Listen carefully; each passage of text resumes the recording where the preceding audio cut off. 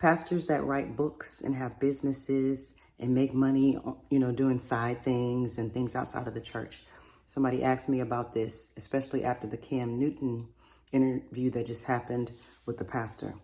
And when I was watching that part, it burned me up, just to be honest, saying that I write books, I have businesses, I've bought land, what were some other things that he said?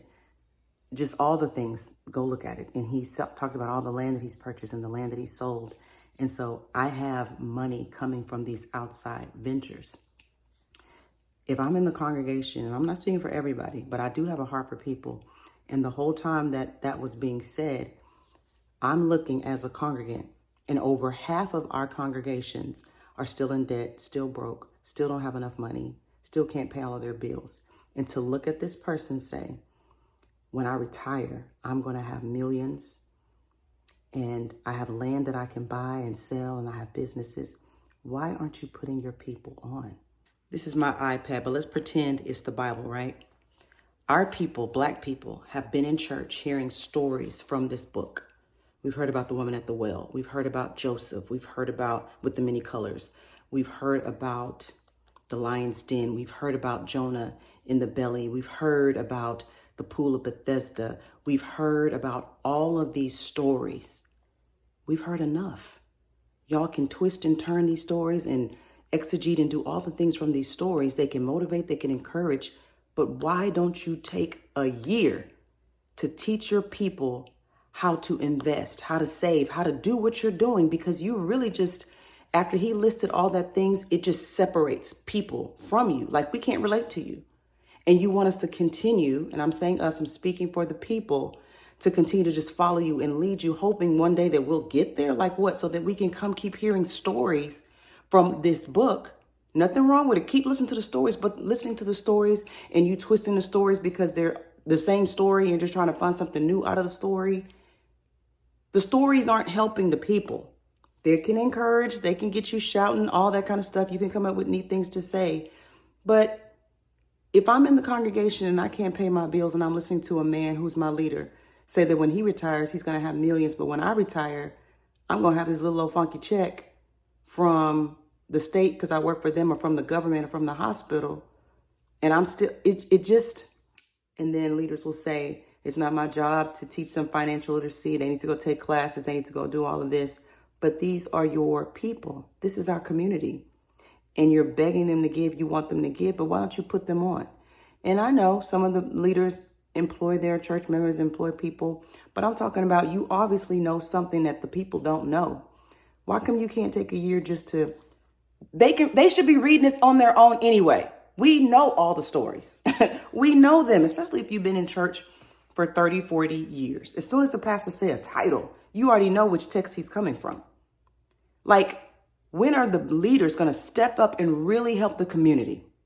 Really help the community. And so to hear this man list all these things of where he's at, he's straight, but half your congregation is not.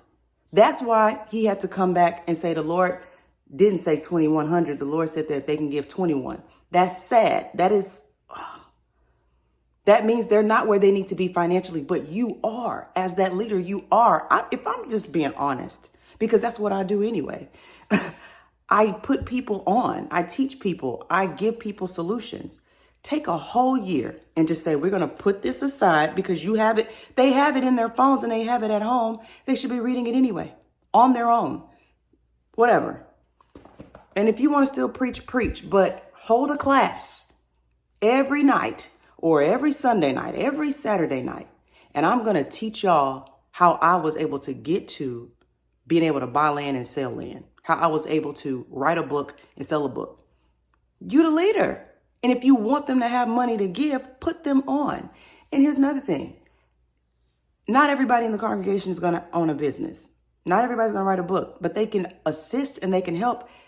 Tap into the people that want to have a business, that want to do something like that. And then everybody else can go work for them. I'm talking especially to the Black community. Then we're empowering ourselves. Then we're putting money in our pocket. But for a pastor to say, I'm straight, I'm good, I'm this, and then think that he's going to be able to connect to the people, it's not going to work. It's like Martin was saying when he was talking to Tommy Davis on his show, the Varnell Hill. Yeah, when he was talking to Varnell Hill, and he was like, show me how to get to the yams. I want to get to the yams. Like, how do I get to the fish? And, that's how the people are. That's how I'm thinking. I'm like, well, dang, show the people how to get there. Don't we care about the people? Do we love the people? Do we want the people to be abundant, or do we just want them to keep having faith and keep praising God and believing God? If you can't bring no money, you can give God a praise. I want to give money. I want to give money too. I can give God a praise at home.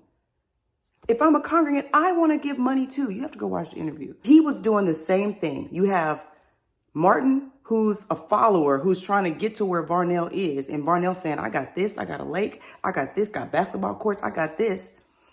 Martin's supposed to sit there and say, okay, I'm just going to believe God that I can have the same thing. No, show me.